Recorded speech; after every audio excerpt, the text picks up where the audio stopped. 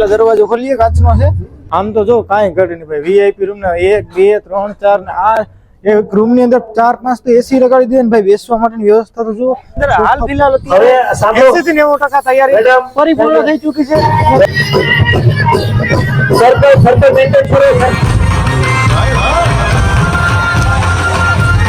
જય માધવરાય કરી અને સરસ મજાનો એક લોગો લગાડવામાં આવ્યો છે. સરસ મજાના મનોરંજનના સાધનો લગભગ આજે પરિપૂર્ણ રીતે ફિટ થઈ ગયા છે.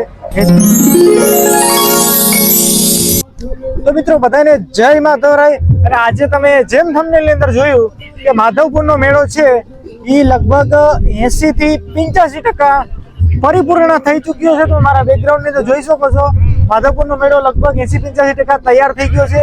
અને તૈયાર થઈ અને આજે મેળાનો કેવો માહોલ છે અને માધવપુરનો મેળો કેવો દેખાઈ રહ્યો છે એ હું તો અહીંથી જોઈ જ રહ્યો છું. પણ સાથે સાથે તમને ઘરે બેઠા મારે માધવપુરનો મેળો કેવો તૈયાર થઈ અને કમ્પ્લીટ થયો છે એ આજે મારે તમને બતાવવો છે. પહેલા વિડીયોમાં તમે બહુ બધો પ્રેમ આપ્યો, હજી પણ આવો પ્રેમ આપતા રહેજો. અને મેળાના તમામ વિડીયો મેં પહેલી વખત કીધું કે આપણી આ મહેશકાઠી બ્લોગની ચેનલ ઉપર હું આપતો રહીશ. તો તમારો થોડોક પણ ટાઈમ વેસ્ટ કરવા વગર ચાલો ફટાફટ જોડાઈ જઈએ. તો મિત્રો તમે મારા બેકગ્રાઉન્ડ ની અંદર જે એક ડોમ જોઈ શકો છો. આપણે પહેલી વખત જોયું કે ડોમ ની અંદર એસી રૂમ એટલે કે વીઆઈપી મહેમાનો માટે સરસ મજાની વ્યવસ્થા કરવામાં આવી છે. અને એસી રૂમ ની અંદર આપણે જઈ અને જોશું કે વ્યવસ્થા થઈ ચૂકી છે. પણ બહારથી જે ડોમનો નજારો આપણે પ્રથમ વખત જોયો તો એના કરતા તમે જોઈ શકો સરસ મજાના ભગવાન શ્રી કૃષ્ણની પ્રતિકૃતિઓ લગાવી અને બેનર લગાવી અને સરસ મજાનું સુશોભન કરી દેવામાં આવ્યું છે. તો મિત્રો વીઆઈપી રૂમ કેવો હોય ખબર? તમે જોવો તો ખરા આપણી ઘરે જેવી ઓફિસ હોય ને એવી જ ઓફિસ તૈયાર થઈ છે. જુઓ, ચાલો આપણે પેલા દરવાજો ખોલીએ, કાચનો છે ભાઈ દરવાજો. હા હા, વાહ ભાઈ વાહ, શું નજારો છે. જુઓ, આમ તો જો કાંઈ ઘટે નહીં ભાઈ. વીઆઈપી રૂમ ના 1 2 3 4 ને આ એક રૂમ ની અંદર 4 5 તો એસી લગાડી દે ને ભાઈ. બેસવા માટેની વ્યવસ્થા તો જુઓ, સોફા બોફા કઈ ઘટે નહીં. હા હા, આનંદ આવી ગઈ ભાઈ. પછી તો અહીંયા આપણે ગરવાઈ નથી, પણ અત્યારે હજી તો મેળાનો ઓપનિંગ નથી થયું તો આપણે જોઈ તો લઈએ. જો ધવલ આખો રૂમ બતાવી તો ભાઈ કેવી વ્યવસ્થા છે. જોયું? જો ભાઈ બેસવાની વ્યવસ્થિત છે. નીચે કાર્પેટ બાર્પેટ વ્યવસ્થિત પથારી છે. અને ભાઈ 5 સ્ટાર બુરસી જુઓ, બાકી કાંઈ ઘટે નહીં ભાઈ. આવી રીતના કંઈ અંદર વીઆઈપી રૂમ છે. મિત્રો મોટા બધા ડોમ ની અંદર અત્યારે આ તો એક મોટા હોલ જેવું છે, પણ અહીંયા એક નાનકડો રૂમ ચાલે ને પેલા વિઝિટ કરીએ. જો આ પડદો હટાવી આપણે આમ જવાનું છે. અને અહીંયા જો લોબી જેવું છે અને અહીંયા એક નાનકડી લોબી જેવું છે. જો અહીંયા એક નાનકડો રૂમ છે પાછું જુઓ છે. જોઈ લે ભાઈ. આ ભાઈ કાંઈ ઘટે નહીં છે. નાના નાના રૂમ તો જો બને કાંઈ ઘટે નહીં. તો હાલ મિત્રો આપણે કાલના વિડીયો ની અંદર જોયું માધવપુરના મેળાની અંદર જે સાંસ્કૃતિક કાર્યક્રમનું સરસ મજાનું જે ગ્રાઉન્ડ સ્ટેડિયમ જે બનાવવામાં આવ્યું છે. સ્ટેડિયમ ની અંદર હાલ ફિલહાલ 80 થી 90% તૈયારી પરિપૂર્ણ થઈ ચૂકી છે. અને લાઈટો પણ લાગી ગઈ છે. લગભગ 80-90% કામ બધું પૂર્ણ થઈ ચૂક્યું છે. અને હાલ અત્યારે કલાકારો છે જે કલાકારો જ્યારે મેળાનું ઓપનિંગ થશે, જ્યારે અહીંયા મુખ્યમંત્રી પધારશે ત્યારે બધા કલાકારો દ્વારા જે કઈ કૃત્ય કરવામાં આવશે કૃત્યને અત્યારે તમે જોઈ શકો છો. વ્યવસ્થિત નેટ બેટ જો આપણે પથારનું કહેતા ખાસ બધી લાઇટિંગ બેટિંગ બધું પણ ફિટ થઈ ગયું છે. ખાસ સ્ટેજ પણ ફિટ તૈયાર થઈ ગયું છે ને ભાઈ. જો આવી રીતના વચ્ચે ઓલો જે ડોમ હતો ત્યાં પણ સરસ મજાની એલઈડી સ્ક્રીન ને એવું બધું લગાડી દીધું છે ને ભાઈ. આખો જે કઈ માહોલ છે ભાઈ સ્ટેડિયમનો ગ્રાઉન્ડનો એ લગભગ પરિપૂર્ણ થવા આવ્યો છે. અને મેં તમને જેમ વાત કરી કે જ્યાં બેસીને લોકો આ સાંસ્કૃતિક કાર્યક્રમ નિહાળશે એના માટે સરસ મજાની સાઈડની અંદર ખુરશી અને બધું પણ ગોઠવી દેવામાં આવ્યું છે. ચાલો સ્ટેપ બાય સ્ટેપ તમારો થોડોક પણ ટાઈમ વેસ્ટ કરવા વગર બધી વસ્તુ પર નાની નાની નજર કરી લઈએ. તો હાલ મિત્રો કાલે આપણે જોયું હતું કે માધવપુરની મેળાની અંદર સરસ મજાનું જે સાંસ્કૃતિક કાર્યક્રમનું સ્ટેજ તૈયાર કરવાનું છે. સ્ટેજની અંદર અલગ અલગ પ્રકારની અવનવી પ્રકારની આ વખતે એમ કહી શકાય કે સરસ મજાનું સુશોભન કરવામાં આવ્યું હોય. અને કાલે સુશોભનનું કામ એમ કહી શકાય કે 50% જેટલું કમ્પ્લીટ થયું હતું.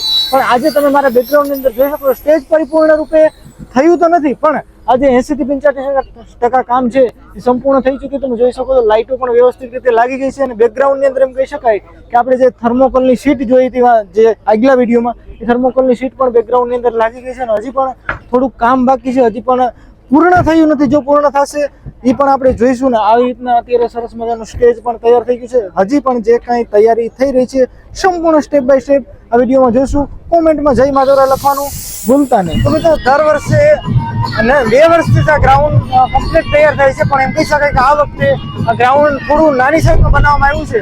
પણ ગયા વર્ષે તમે ગ્રાઉન્ડની છતની અંદર જોઈ શકો છો કોઈ પણ જાતનું કંઈ જતું નહીં, પણ આ વખતે સરસ મજાની ચારે બાજુ LED સ્ક્રીન લગાવી દીધી. કેમ કે LED સ્ક્રીનની અંદર જે કંઈ કૃત્યો થશે અથવા તો મેળો થશે એ અહીંયા જે લોકો બેઠા હશે એને બીજો પણ સંપૂર્ણ મેળો છે અહીંયા બેઠા બેઠા આનંદ માણી શકશે. એ માટે થઈને સ્ક્રીન લગાડવામાં આવી છે. ખરેખર ભાઈ આ કામ હે ખરેખર એટલે ખરેખર બેઠશે. તમને કેવું લાગ્યું કોમેન્ટમાં જરૂર જણાવજો. તો હાલ મિત્રો સાંસ્કૃતિક કાર્યક્રમના ગ્રાઉન્ડની અંદર લોકો જે કંઈ પણ સાંસ્કૃતિક કાર્યક્રમ નિહાળશે એના માટે થઈને તમે મારા બેકગ્રાઉન્ડની અંદર અત્યારે જે વ્હાઇટ કલરના સોફા જોઈ શકો તો એમ કહી શકાય કે ગયા વર્ષે VIP એન્ટ્રી હતી કે VIP લોકો ત્યાં પાસવાળા લોકો અથવા VIP લોકો ત્યાં બેસી અને કાર્યક્રમ નિહાળશે. તમે જોઈ શકો છો આવી રીતના વ્યવસ્થિત સોફાને રાખી દે. અને આગળ મેં તમને જેમ કીધું એમ કે બધા જ બાકીના બધા ઓડિયન્સ માટે થઈને અલગ સરસ મજાની ખુરશી ફરતા ગ્રાઉન્ડની અંદર એમ કહી શકાય કે ગોઠવાઈ ગઈ છે. લગભગ પ્રમાણે ગોઠવાઈ ગઈ છે. ચાલો એ ખુરશીઓ કેવી રીતના ગોઠવાઈ ગઈ છે અને કેટલી સરસ રીતે ગોઠવાઈ ગઈ છે એની ઉપર એક નજર કરી લઈએ. તો મિત્રો આપણે જોયું કે ખુરશીઓ લાગી ગઈ છે, પણ ખુરશીઓ આગળ જોઈ ખાલી એમને એમ ખુરશી નથી, ખુરશીમાં પણ વ્હાઇટ કલરના એમ કહી શકાય કે કવર લગાડી દે જેથી કરી અને એક શોભામાં વધારો થઈ શકે, સરસ લાગી શકે. અને બીજા નંબરમાં કે જે કંઈ મહેમાનો છે એ મેળાનો આનંદ માણે છે તો એના કપડાં ખરાબ ન થાય અને શોભામાં પણ સારું લાગે એવી રીતે વ્યવસ્થિત કવર પણ બધી જ ખુરશીમાં લગાવી દેવામાં આવે છે. લગભગ 40-50% કામ પૂર્ણ થઈ ગયું છે ને હજી પણ જે કામ બાકી છે એમાં કવર લગાવવાનું કામ બાકી છે. પરિપૂર્ણ રીતે પૂર્ણ થશે ત્યારે પણ જોઈશું. ખરેખર બહુ મજા આવશે, જોડાઈ રહેજો. તો મિત્રો આપણે પ્રથમ વિડીયોની અંદર જોયું કે ડોમની અંદર જે કંઈ નાના નાના ટેન્ટ સિટી રૂમ બનાવ્યા છે કલાકારો માટે, મહેમાનો માટે, તો લગભગ આજે એ કમ્પ્લીટ તૈયાર થઈ ગયા છે. અને તમે જોઈ શકો છો કલાકારોનો મહેમાનોનો માલ છે એ પણ સાઈડમાં જોવો ધોલ બતાવી દો. એ બધા લોકો પોતપોતાનો માલ અહીંયા રાખી દીધો છે. અને ચાલો અંદર એક નજર કરી અને બતાવી દો અંદર કેવી વ્યવસ્થા છે. ચાલો આવો મારી સાથે. જો આવી રીતના પડદો છે અહીંયા અને જો નાના નાના રૂમ છે. જો આવી રીતના બધી જગ્યાએ એક એક ટેબલ અને એક નાનો નાનો રૂમ છે. એટલે ટૂંકમાં આ જેવો રૂમ છે ને એવા જ 30-35-40 રૂમ હશે, આપણે એપ્રોક્સ ખબર નથી, પણ આવા જ રૂમ આખા ડોમની અંદર છે. પણ બીજું આગળ જે કંઈક છે એ પણ બતાવી દો. ચાલો આવી જાઓ. શું છે અહીંયા ખુલ્લે એમ છે? ના ખુલ્લે એમ તો નથી, પણ અહીંયા વાંચી જવાય એમ છે. ચાલો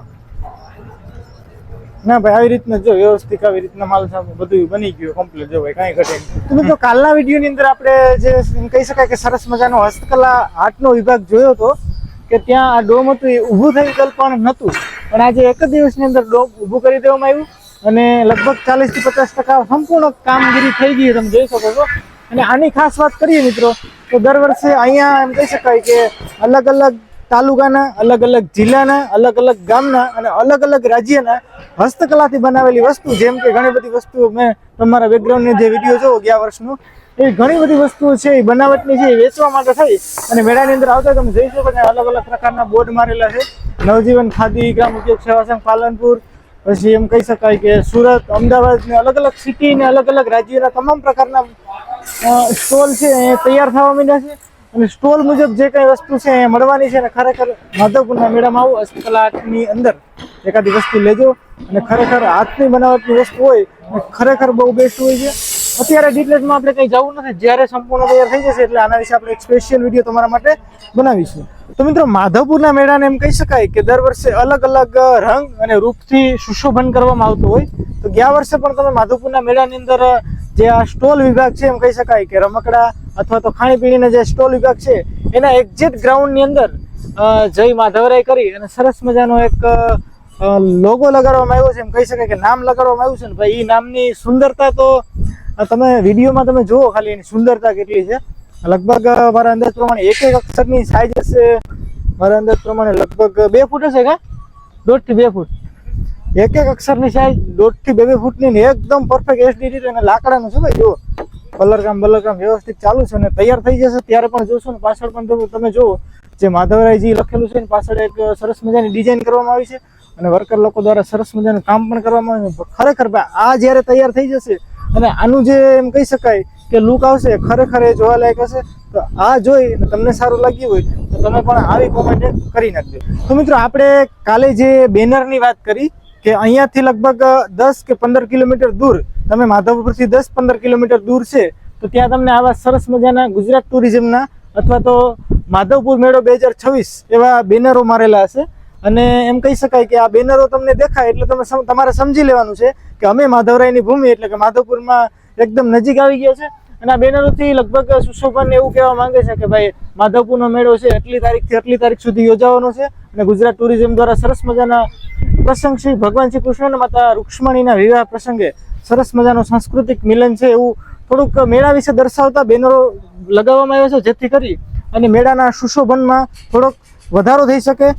આ બેનર તમને કેવા લાગ્યા એ કોમેન્ટમાં પાસે જણાવજો. તો હાલ મિત્રો આપણે એમ કહી શકાય કે છે મેળા ગ્રાઉન્ડની અંદર કે ત્યાં સરસ મજાના મનોરંજનના સાધનો લગભગ આજે પરિપૂર્ણ રીતે ફિટ થઈ ગયા છે 80 થી 90%. અને લગભગ થોડું ઘણું હજી કામ બાકી છે, પણ તમે મારા બેકગ્રાઉન્ડની અંદર જોઈ શકો છો કે મેળા ગ્રાઉન્ડની અંદર આ વખતે માધવપુરના મેળામાં લગભગ 2 બ્રેક ડાન્સ છે, 2 મોટા ચકડોળ છે અને 2 ટોરા છે અને 2 એમ કહી શકાય કે નાવડી છે. બરાબર 8 જેટલા મનોરંજનના સાધનો છે. અને ભાઈ મનોરંજનના સાધનોમાં બેસી અને આનંદ કરવાની એવી મજા આવવાની છે ભાઈ.